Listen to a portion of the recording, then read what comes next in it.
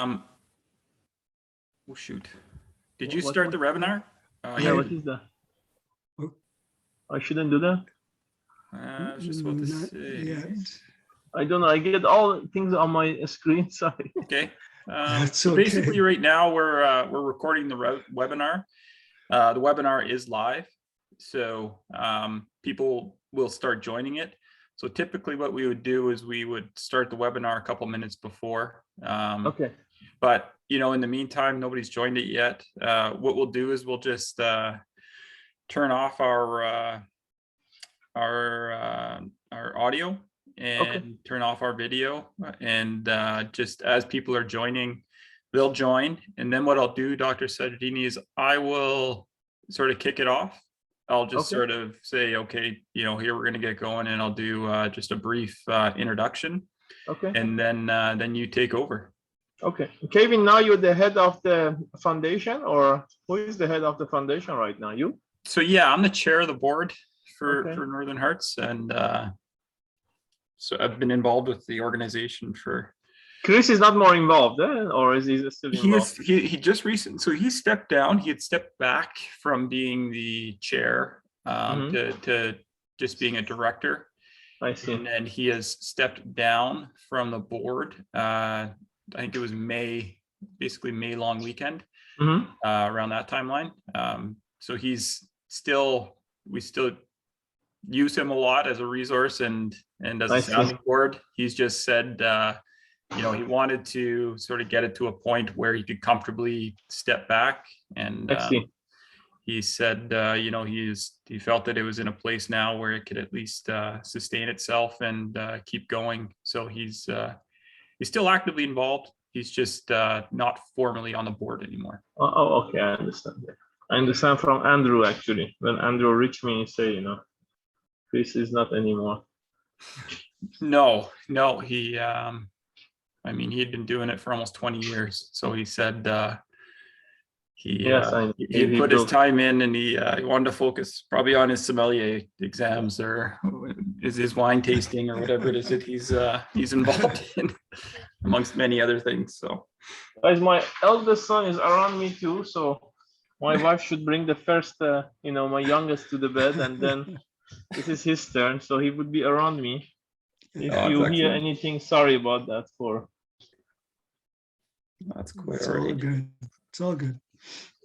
My kids are super young. Is 8 months old and almost 3 years old. So. Oh my gosh. You have a hard time to manage everything, Yeah, it's bedtime, 7 o'clock. And Okay. Anyways, I see some of the participants are joining now. So maybe we'll just shut down the video and mute here, and then just let everybody join, and then we'll get rolling. So it'll be just a couple of minutes, folks. Thank you. Okay. Sure. I will join at 7 then.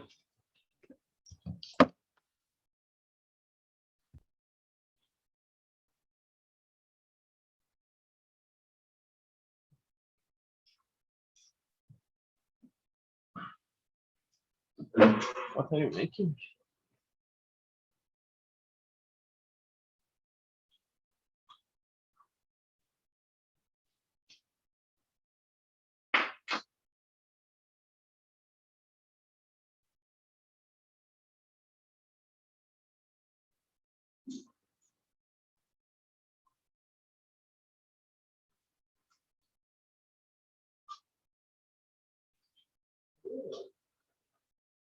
Did you draw the heart? Who did that?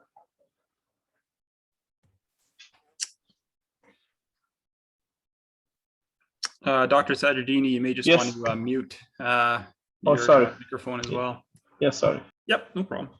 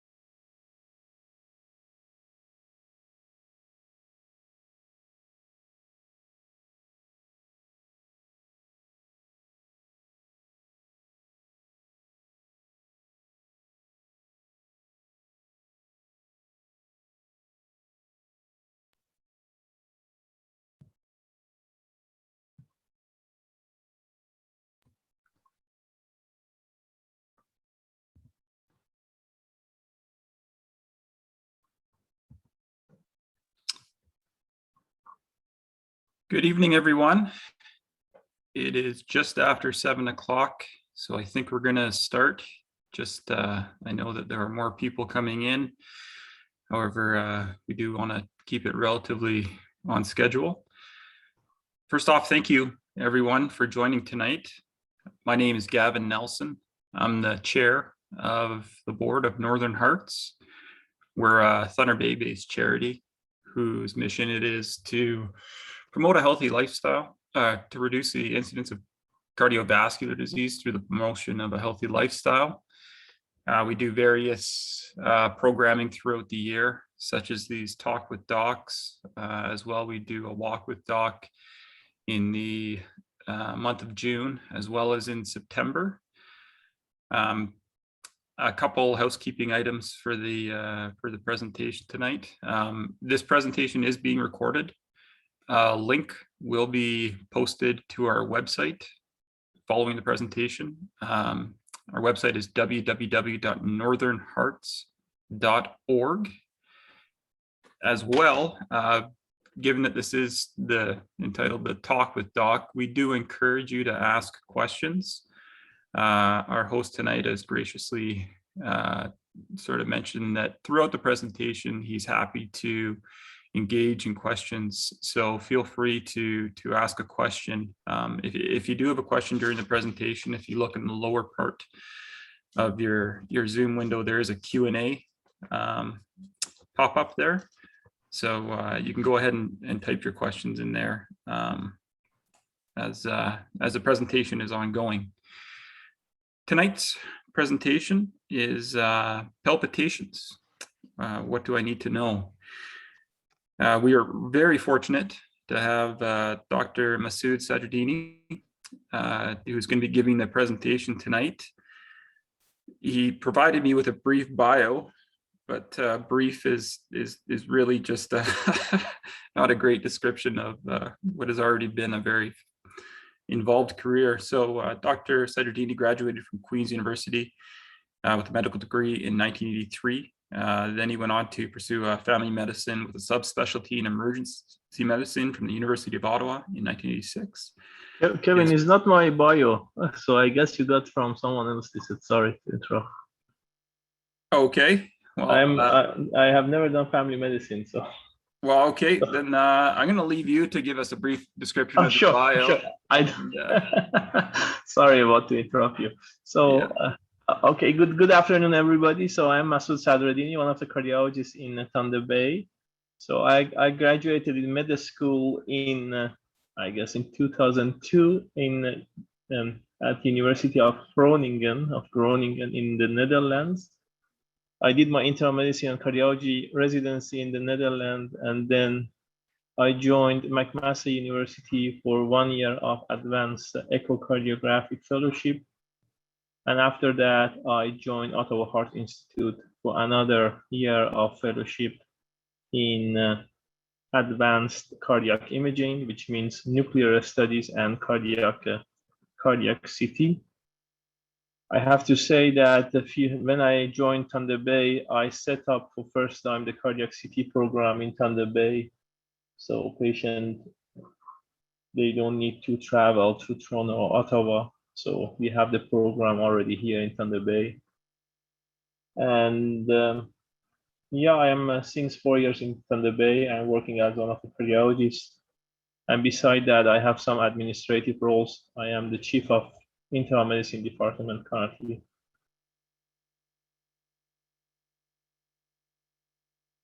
That is a short introduction about myself. Kevin, can I start with presentation, or there is any questions? Yes, you certainly can. Thank you very much for jumping in there. I actually, in hindsight, was giving you Dr. Andrew Affleck's bio. He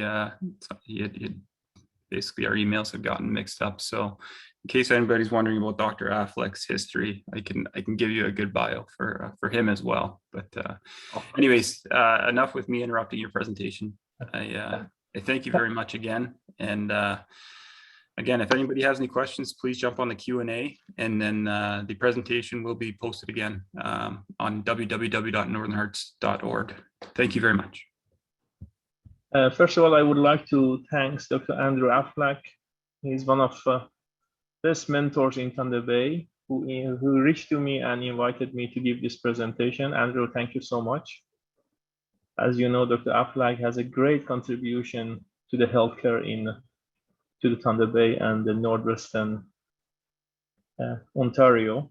Again, thanks so much, Andrew, for inviting me, and Kevin and Brian as well.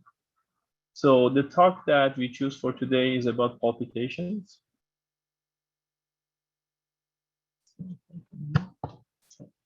I have no conflict of interest.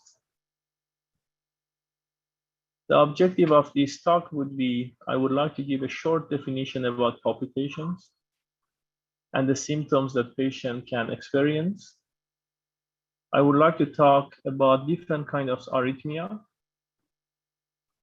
I will give a short nutshell about the diagnostic. And then at the end, we will discuss about management of some of these arrhythmias. What is palpitation? Palpitation is very, patient had different experiences with palpitations, but generally is a feeling or sensations of having fast beating, fluttering or pounding heart. Patient describe palpitation as skipping beats, fluttering rapidly, beating too fast, pounding, or flip-flopping. Sorry. So the palpitation in majority of time is felt in the chest, neck, or throat. Kevin, how can I get this?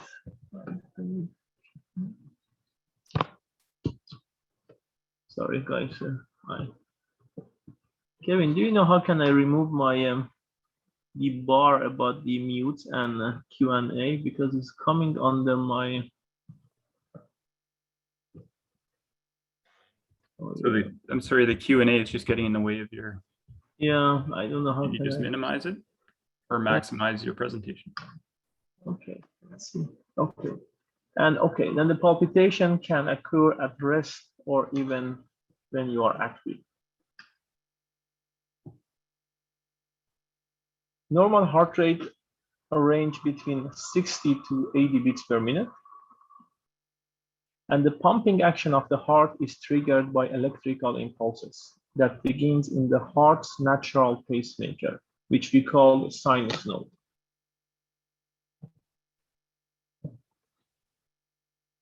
Based on these short cartoons, I will show you how the electrical activities of the heart triggering. You see the sinus node, which is located in the right upper chamber or right atrium. After traveling the both atria, the right and left, they reach another node or generator, AV node, and then electrical impulses going to the lower heart chambers, which are ventricles. Dr. Sadreddini, we have a question. Okay, sure. I can just read it out if you'd like. I will, yeah, I see that. I had an ablation in February. 5 months later, I having irregular beats. Is this something I should be concerned about? Okay, sure. I would like to know what kind of ablation. We had different kind of ablation. Was it related to atrial fibrillation, or was it related to some other ablation? I would like to know what kind of ablation did you have?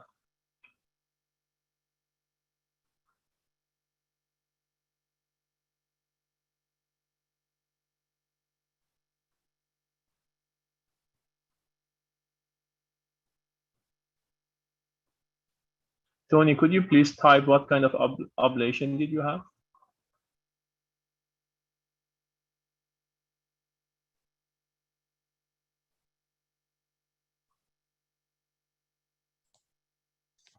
Okay, I can give an answer. So, I assume that you have an ablation due to atrial fibrillation. I think so. So after ablation for atrial fibrillation, this is my assumption. I don't have still your answer. So, oh yes, very good. That is related to atrial fibrillation. So basically after ablation, you have a blanking period of 3 to 4 months. So the heart needs time to get recovered. And basically in the first 3 to 4 months, you can get actually irregular heartbeats, which is usually not concerning. But if you get, if the irregular heartbeats actually persist for the whole day, I would recommend that you have to go to the ER all the time, and they have to check your ECG. And in case of atrial fibrillation, you need a cardioversion. So the first 3 to 4 months, we call blanking period. And in this blanking period, you can get atrial fibrillation back. And one more important thing, remember, ablation, especially ablation in regards to atrial fibrillation, the success rate is around 70 to 75% for first time. And some patients need to go, for second or even third time for an ablation. But the first 3 months, we expect some time that you get the atrial fibrillation, and usually should be managed promptly. Is it a clear answer, Tony? I will come back about atrial fibrillation more. So excellent. So, okay. So arrhythmia defined by the speed of the heartbeats. If it's too slow, we call it bradycardia. It's less than 60 beats per minute. If it's too fast, we call it tachycardia. It's above 100 beats per minute. And we have also uncoordinated contraction of the contraction or uncoordinated actually impulses, which is related to fibrillation. Bradycardia occurs when the heart rate is slow and it cannot pump enough blood for the body's need. Untreated bradycardia can cause excessive tiredness, fatigue, dizziness, lightheadedness, or even fainting. In some patients, if they have bradycardia, a pacemaker can help the heart to beat normally. Regarding sinus bradycardia, we have some pathologies like sick sinus syndrome. It means the sinus node doesn't function very well. There's a malfunction of the sinus node. This condition can be caused by growing older or by other diseases.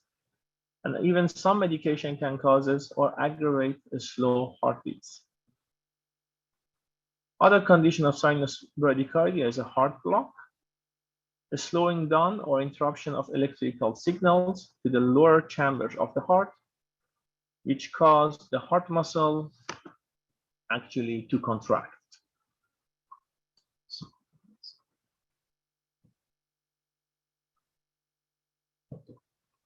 Regarding tachycardia, we have tachycardia occurs when the heartbeat is too fast, and we have 2 types of tachycardia.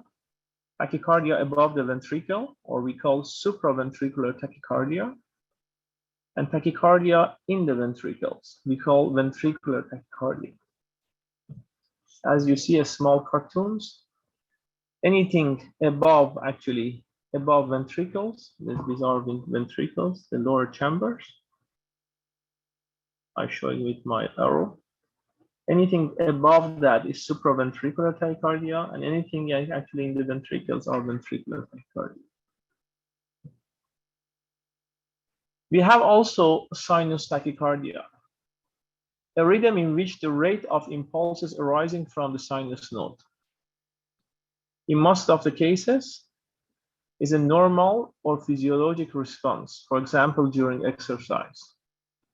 Or if people get stressed, anxious, your heart rate can go up. In some instances, can be inappropriate or pathology. If you have anemia or your thyroid function is working too fast. In acute setting, if you have clot in your lung arteries, and even in case of infection, if somebody gets, fever, or get a cold, you see that the heart rate is going up. Supraventricular tachycardia or tachycardia, as I mentioned, above a ventricle.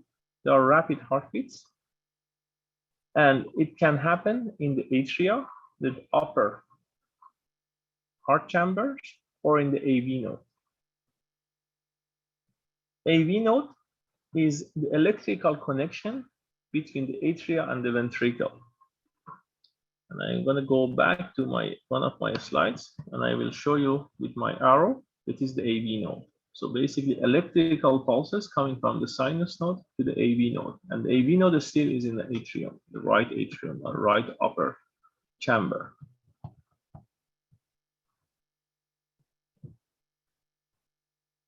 Supraventricular tachycardia can be divided to atrial flutter, atrial fibrillation, paroxysmal supraventricular tachycardia, or Wolff-Parkinson-White syndrome, which we call WPW, is mentioned to the name of physician who described this disease or arrhythmia. Atrial flutter is an arrhythmia which arises from right upper chamber, and I'm going to show you. And basically, the electrical impulse driving within the ventricle, and some impulses going to the AV node and conducted to the lower chambers. Basically, atrial flutter usually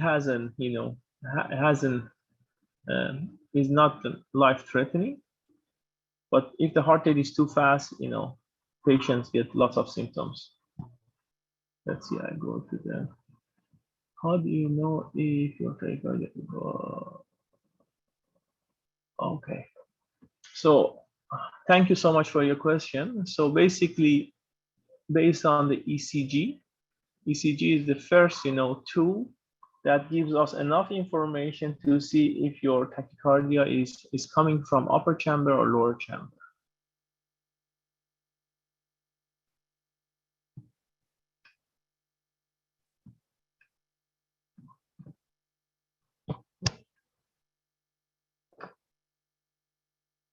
Another arrhythmia from upper chambers are atrial fibrillation.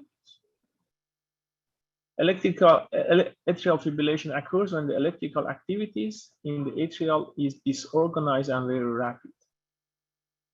As I can show you on these cartoons. So you see the electrical activity usually on these cartoons actually going through the sinus node, very organized, but in atrial fibrillation is super disorganized. So electrical activity is running all the way in the left upper chamber. The pattern of electrical activity stimulates the atrial randomly and at a high speed, which causes a series of rapid contraction of upper heart chamber, preventing them from the pumping effectively. Regarding atrial fibrillation and atrial flutter, one thing is important. Based on the risk factors, patients are at the risk of developing a stroke or TIA. So the risk factors are based on the age, high blood pressure, previous history of TIA or stroke, heart failure, sex, if they are female, so that are and above 65, they are at higher risk of getting clots, people with diabetes, and vascular disease. And as I show you, this is the left upper chamber. And the left upper chamber has a small appendage. And in case of atrial fibrillation, there is a place that easily clots can form. And if clots can form in atrial fibrillation and is not treated appropriately, the clots can, embolize to the head and cause a stroke or TIA. Other kind of arrhythmia from upper chambers are paroxysmal supraventricular tachycardia, or they call PSVT. Tachycardia produces heart rate between 140 to 250 beats per minute. Usually occurs in people who are born with an electrical circuit or pathway between the atria and the ventricle. Often start in young patients or it may also start later in the life. I'm going to show you based on these cartoons. You have when electrical activity comes to the AV node, you have two pathways, a slow and fast pathway. And in some cases, then the electrical activity can go through this pathway and make a circuit. And that's why, that's why you create actually a kind of arrhythmia within the AV node. Other kind of arrhythmia are Wolff-White Parkinson, or WWP, is an extra abnormal pathway in the heart leads which leads actually to tachycardia. Abnormality is present at the birth, actually is congenital, and usually is diagnosed in adolescent or early adulthood. Many have no symptoms or tachycardia, and the heart rate is rising up to 240 beats per minute. So based on these cartoons, I'm going to show you. So this is, again, you have the upper chambers, and electrical activity always is starting at the sinus node and is going to the AV node. But in patients with WPW, they have an accessory bundle. So there's an extra pathway between upper and lower chambers, which can cause arrhythmia.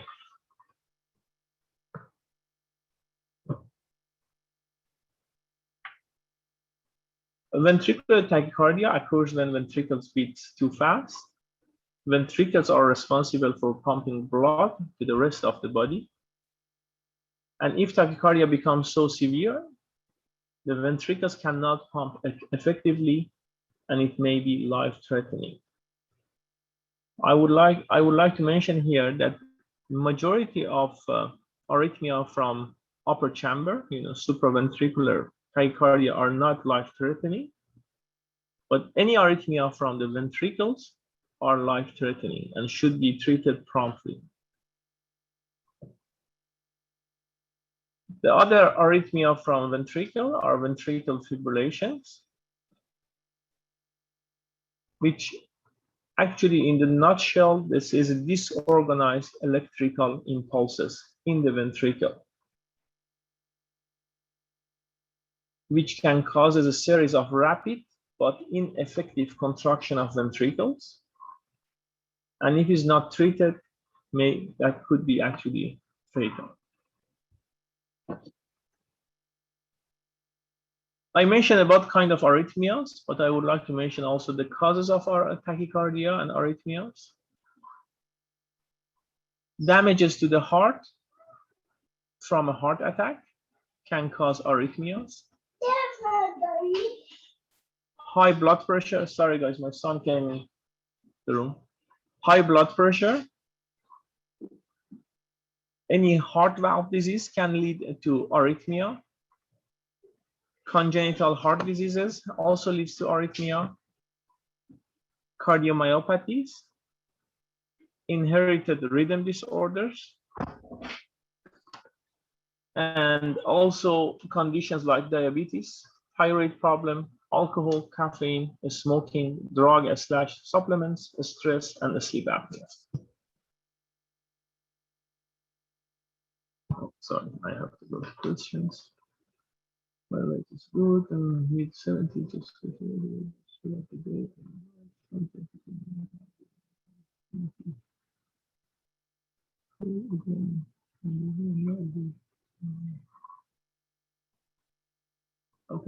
Okay, Tony, thanks so much for your question. Basically, if you don't have atrial fibrillation, there is less concerning.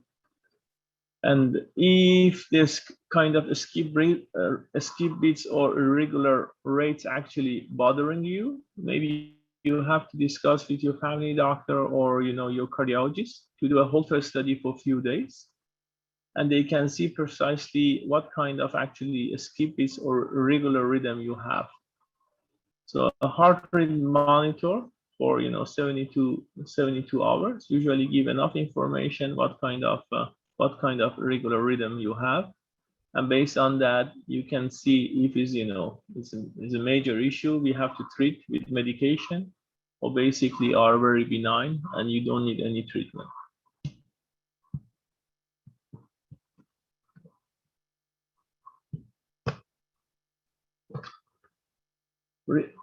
Okay. As I guess one of the invitees actually asked about the diagnosis, how do we know actually what kind of arrhythmias we have and what kind of physical, examination we have to do? The first thing is actually physical exam. The patient should be examined by the physician. Second thing is ECG. ECG gives us enough information about the arrhythmia. Sometimes it's hard to, because arrhythmias could be actually paroxysmal, just comes in and comes out, and you need to you should be on time actually to make an ECG. But ECG gives enough information about the electrical activities of the heart. An echocardiogram, which gives enough information about the heart function and the valves. An exercise stress test. Exercise stress test can help to see if patient have any ischemia, means actually there is any evidence of lacking of blood supply to the heart muscles. And some people, you can also with an exercise test see they can develop arrhythmias. A Holter study or heart rate monitor gives us enough information for a few days or even for longer period of time, what kind of arrhythmia people have. And at the end, if really indicated, a coronary angiogram should be done to rule out any tightness of coronary arteries.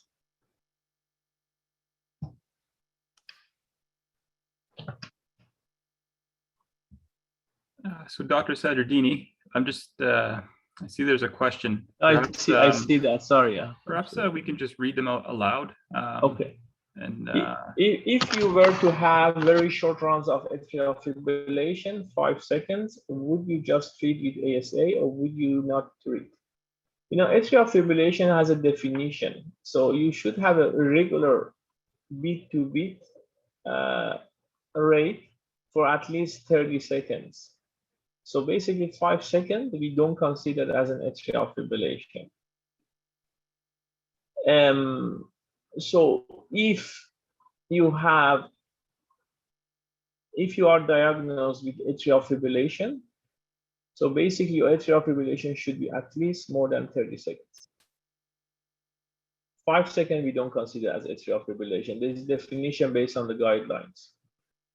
And then based on the risk factors, then we can see if you are eligible for any, based on the risk factors, you need the blood thinners or, the aspirin would be enough. But basically for, any irregular heart rate, which is less than 30 seconds, we don't consider an atrial fibrillation.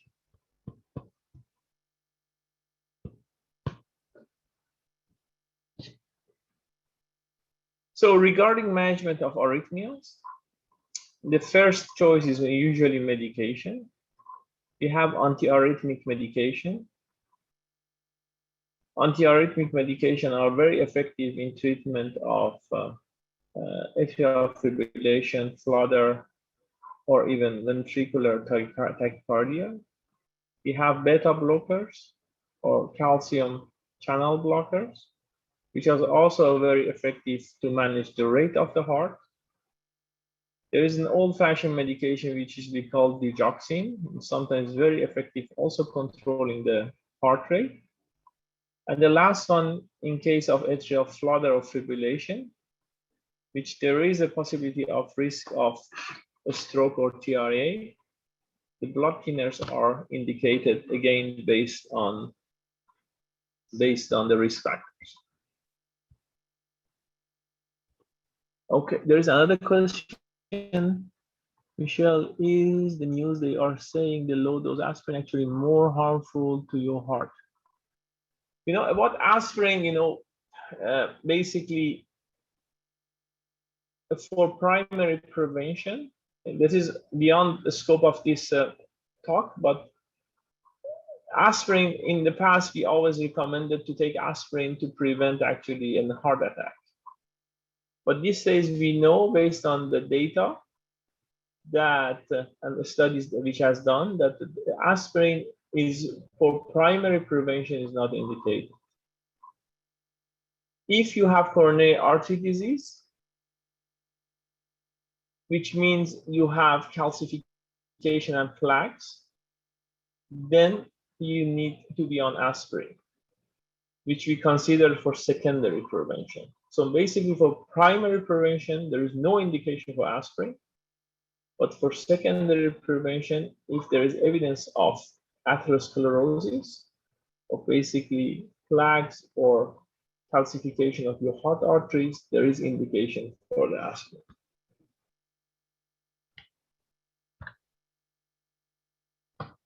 Okay. So in case of management of arrhythmia, there are also invasive approach.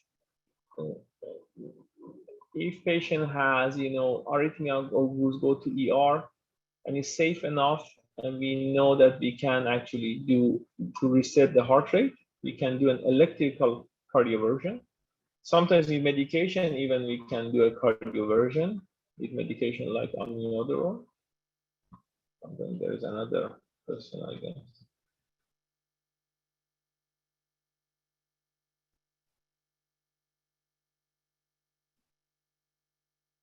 Okay, Tony, I don't know why.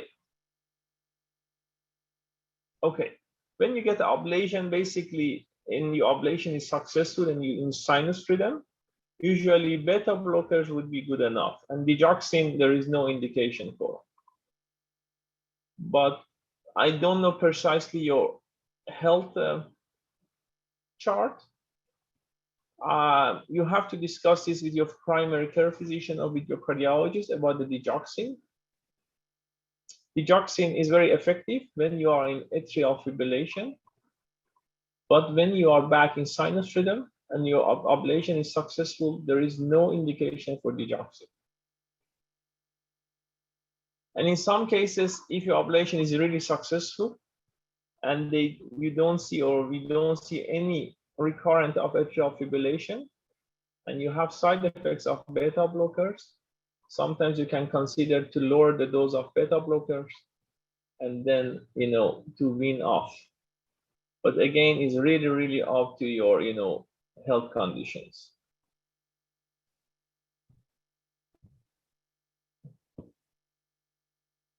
In case of management of arrhythmias, ablation is an invasive procedure. You have different kind of ablation, like what Tony is mentioning. So, and in case of atrial fibrillation, they can go through the vein, through the groin, to your heart, and they can bring the instruments to the left upper chamber, and they can do an ablation. So basically to prevent that you get atrial fibrillation. Ablation in regards to atrial fibrillation is sometimes not 100%. As I mentioned before, the success rate is around 70%. And sometimes you need to go for the third and fourth time. In case of other supraventricular tachycardias like WPW, usually the ablation is very successful. And if a patient is diagnosed and is symptomatic with WPW or a paroxysmal supraventricular tachycardia, usually the ablation is, up to 99% is successful. In case of ventricular tachycardia or ventricular fibrillation, sometimes there is indication for an ICD. ICD is a small device which gets inserted to the heart.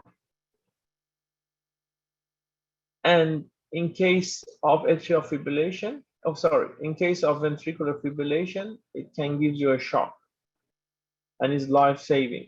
If you are somewhere not close to the hospital and you get a ventricular fibrillation, ICD can help you and prevent, prevent that your heart stops with beating. Other option is in people with bradycardia, and sometimes in people with atrial fibrillation, which are not well managing. So with atrial fibrillation, sometimes we have that the heart rate is going too fast and sometimes too slow with medication. Patient need a pacemaker, which we can tune up actually patient with medication, and we make sure that the heart rate also not goes too low.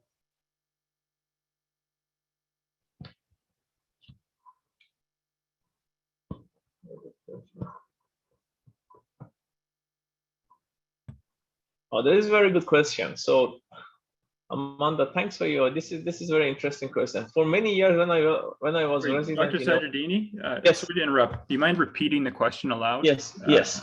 Amanda asked, is atrial fibrillation hereditary? My family has history of AFib. Should I get checked for this? So for many years, we thought is not, we thought, atrial fibrillation, but we know more and more from data. There are a small group of patients that, it could be actually, transferred, is basically the genetic predisposition playing an important role. So the answer is yes, but not for the majority of the patients. And I have to say about atrial fibrillation, we know more and more in the course of the years. Still, I guess we don't know lots about atrial fibrillation, but the answer is yes. Do you need to get checked if you don't have any symptoms? I don't think so. But if you have concerns, then the question would be with an ECG or a Holter study, you can check how is your heart rate during the day and the night. So basically, as long as you don't have any symptoms, I won't be actually concerned. But in case of, you want to have kind of feeling that then everything is checked, I would suggest that you talk to your primary care physician and they can do an ECG and Holter study.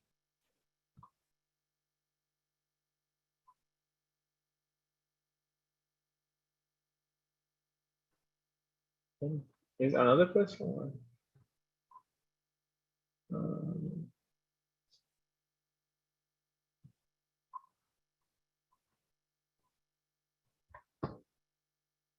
Okay.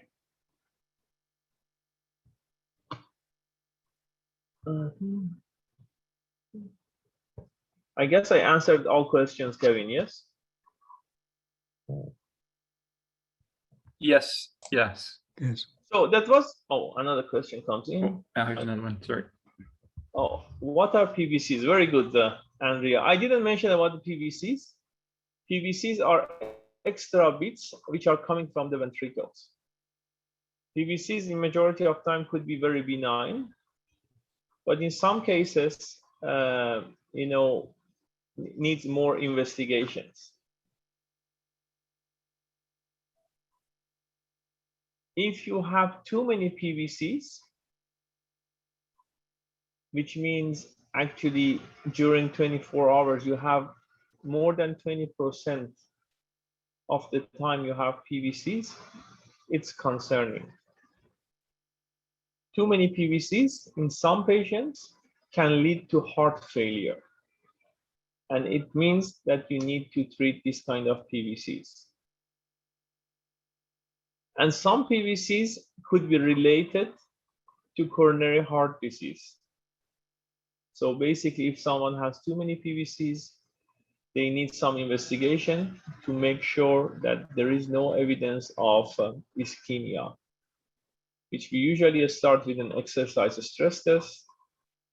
And if we are not sure, we go to the next step and we do a functional testing in Thunder Bay, we usually do a nuclear test to make sure that the blood, the heart is not lacking of blood supply.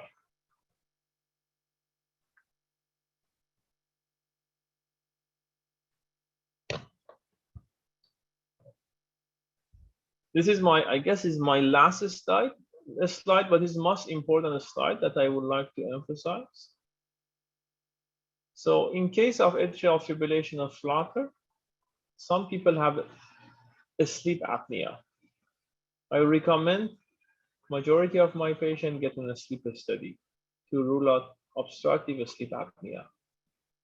If they have obstructive sleep apnea, they need a CPAP machine.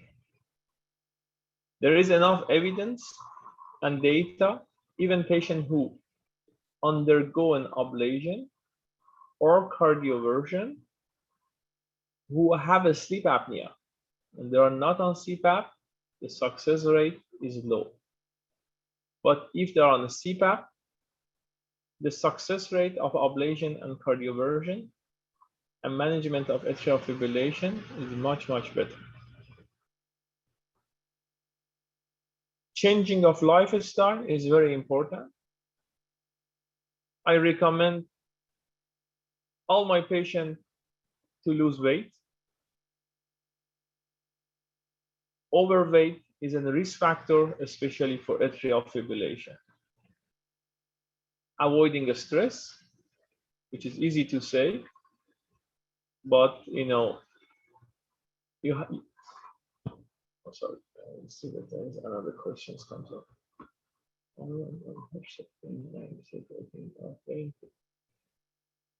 I have heart palpitation after my first vaccine.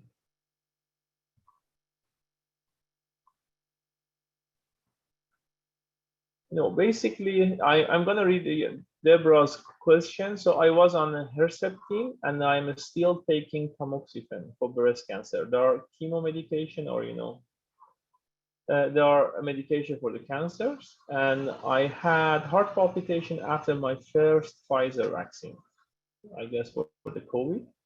I was fine the next day and have not had any since. Should I be concerned?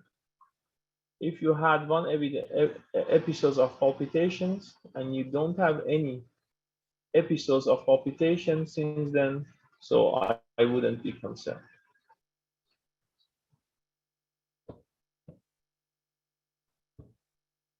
Back to my last slide. So what is important also, cutting off alcohol. So especially people with atrial fibrillation, I recommend really zero tolerance. So alcohol can easily actually trigger atrial fibrillation. As we know, atrial fibrillation comes in elderly more often, but we also see atrial fibrillation in young people, which usually using excessive alcohol. Atrial fibrillation has other name. We call it actually holiday arrhythmia. The young people who are going and binging, and they can get easily atrial fibrillation. And also, I would recommend people with palpitation to cut off caffeine.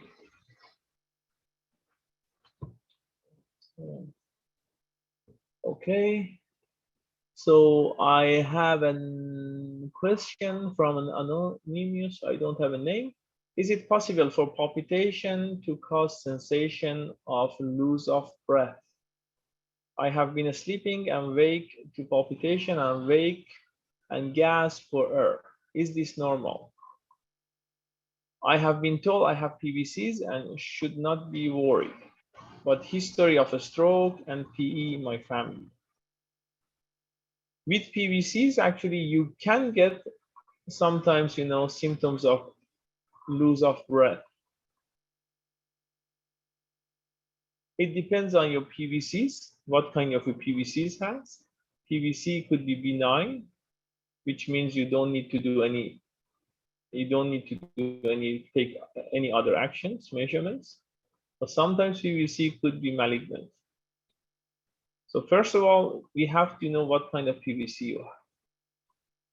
I would suggest that you discuss this with your primary care physician, or you get referred to a cardiologist to assess your PVCs. It's important to know how often you have PVCs during 24 hours and what is the cause of your PVCs.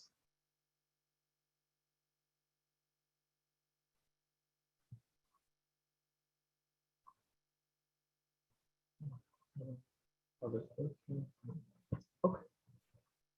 So, in a nutshell, I gave a quick talk about arrhythmia, which is very hard actually to give in a, in a short presentation. Arrhythmia is a broad spectrum of, heart rhythm disorders.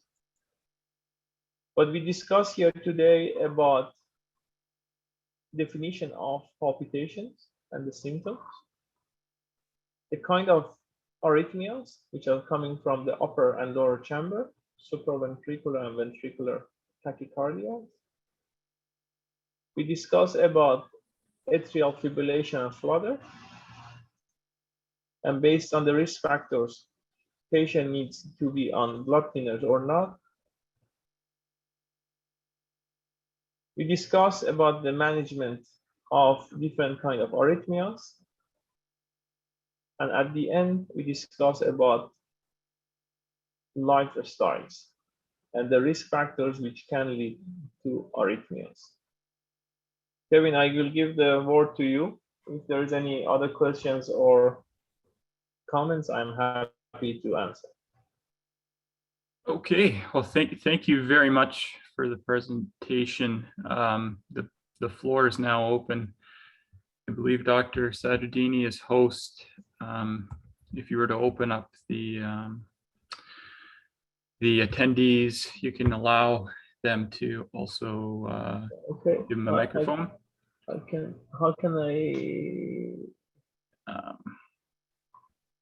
But if there are any questions, the Q&A box is still open. I guess just to kick it off, in looking at your last slide, when speaking about lifestyles, is there a time frame for someone to have palpitations or arrhythmia? For example, if they were really stressed out and they had palpitations for a day, is that a point at which you say, well, perhaps you should go see someone? Or is there just sort of, if you're having, is there a point where you sort of say, yes, you should go get checked out? Just for short episodes of arrhythmia, I'm never concerned. But the thing is arrhythmias are persisting and recurrent, of course you have to check it. But everybody has experienced kind of palpitation. As I mentioned, palpitation can be described by the patient. They have different sensation and feeling about the palpitation. If it's just for one day, I am less concerned. But if it's is a pattern of recurrent, frequent, then it's different story. Definitely you have to let and check that. Thank you. Okay, there's another question, I guess. Okay, does Dr. Sadreddini drink wine or coffee? I I don't drink alcohol since 10 years, and I stopped drinking coffee since last year. So unfortunately, I don't drink alcohol since 10 years, and I don't drink coffee since last year. So that is my answer. Practice what you preach. It's yeah. And I have to say, I lost recently 25 to 30 pounds. So I have my concerns too. Sorry, you just cut out a little bit there, Doctor. I see. Yeah. So next questions. Oh, I missed the question. Oh, Jennifer. I have PVC and I am on a low dose beta blocker. My resting heart rate is 53. Is this too low? Basically, Jennifer, if you don't have any symptoms like dizziness, lightheadedness, if you don't feel that you are going to faint or you did not have any fainting spells, basically, I am not concerned. Your heart rate is low, but as long as you don't have any symptoms and the beta blockers helping you to suppress the PVCs, there is absolutely no point for concern. So the next question is, are there techniques that you can recommend to practice when experiencing this palpitation to lessen symptoms at home? Okay, this is a very good question. In some kind of arrhythmia who are coming from the AV node, you can practice some kind of maneuvers.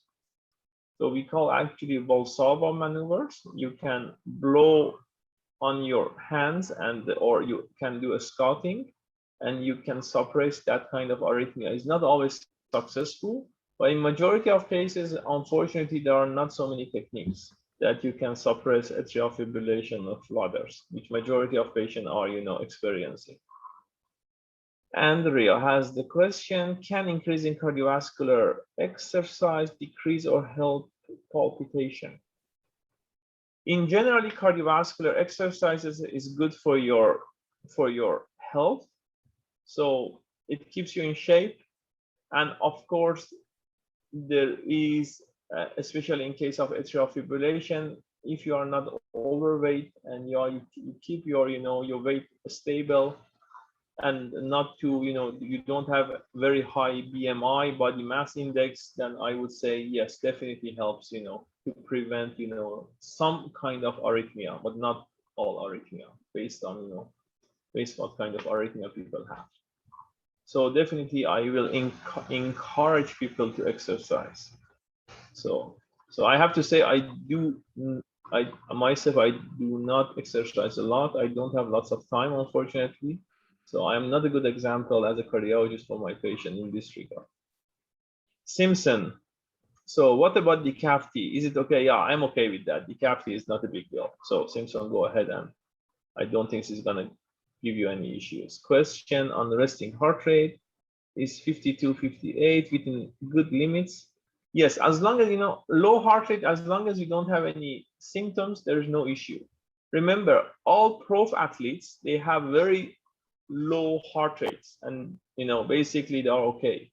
So all prof athletes, heart rate is less than 50, and because if you do exercise a lot, so and the heart rate will actually you build up actually very good heart function, and your heart rate is lower, and basically there is no big deal. But in case of you are on medication and your heart rate is low and you don't have any symptoms, basically there is absolutely no point of concerns. Other question is, oh, great, my husband is pro athlete. Thanks. Okay. And this is okay. And the next question, oh, no open questions. Okay. I guess I answered. Oh, yeah, okay. Not a question. Thank you very much. Totally enjoy your talk. Okay. Thanks, Simpson. Okay. Are there any other questions? If there are, I'd ask you to just drop them in the Q&A. In the meantime, I'll just remind everyone that for a replay of this presentation, it is posted on the website following tonight's presentation, www.northernhearts.org. Okay, I think you've answered all the questions. So. Okay, no. Oh, sorry, there is one more. Okay, is the heart rate of 78 for someone in their late 30s considered? Yes, 78 is excellent. Okay. So remember, the normal heart rate is between 60 to 80 beats per minute. So you have basically normal heart rate.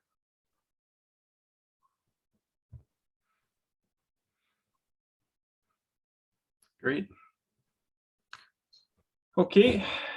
Well, we're another question, Mary, are there any long-term toxic effects for treatment? Oh, yes. About amiodarone, of course, it's very effective in treatment of the arrhythmia. and especially atrial fibrillation, but unfortunately, amiodarone can cause, side effects mainly in long term. The major side effects of amiodarone can affect the thyroid and the liver. So we recommend every 3 to 4 months, if you're on amiodarone, to check your thyroid function and your liver enzymes. And we also, the amiodarone can affect the lungs in long term. So we recommend all patients on amiodarone to do a chest X-ray every year, and also to do a functional pulmonary function test. Okay, so I take a magnesium for my PVCs and this thing. Oh yes, magnesium is always helpful for some kind of arrhythmia. I do not have any objection actually to take magnesium. Are there any antidepressants known to induce or worsen? All medication actually they have side effects. So if you look at, the description of all medication, so, then you can see that some of these medication can, worsening, palpitations as well. So, but, usually are not, usually this kind of medication, won't cause actually,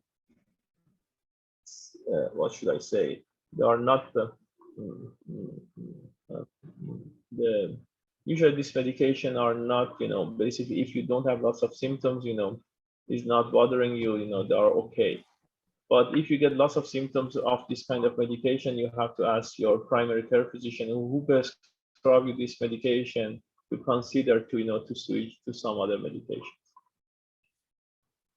And some medications which are, antidepressant, they are contraindicated. If you have evidence of arrhythmia, and there is really, it's proven that you have evidence of arrhythmia, you should be very careful with some of these antidepressants.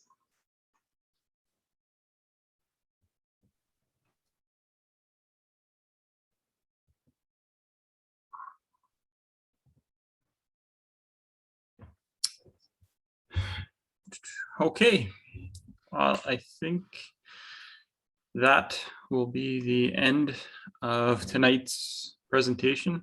Dr. Sadreddini, I can't thank you enough for participating. As you've alluded to, you're very busy, you've got a young family, and we really thank you for your time tonight. It was very informative, and we really appreciate it. So it was my pleasure. And I have to say, Kevin, I work in many hospitals and different countries, but Thunder Bay patients and actually all Northwest Ontario, they are the greatest patients that I have ever had in my life.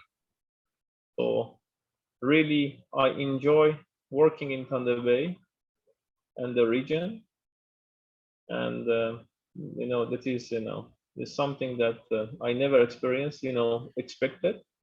But we have excellent people here in Thunder Bay, and my patients really, I enjoy having these patients, and that is our best patients that I have ever experienced in my career. That is really, really terrific. So thank you so much. So thank you everyone for joining tonight's presentation. We look forward to putting more of these on. And once again, thank you, Dr. Sadreddini. Thank you, Dr. Sadreddini. Thank you, Dr. Sadreddini. That was awesome. Thank you so much, Andrew.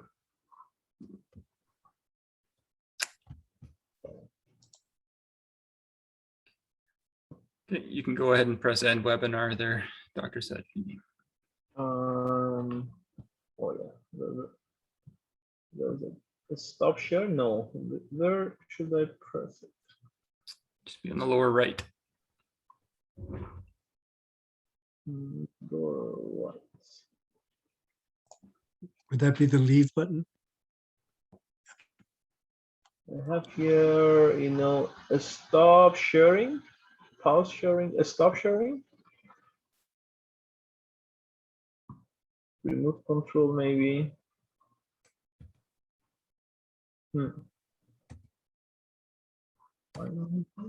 yeah, approve. Okay, thanks, Kevin. No problem. Okay, you can go ahead and leave.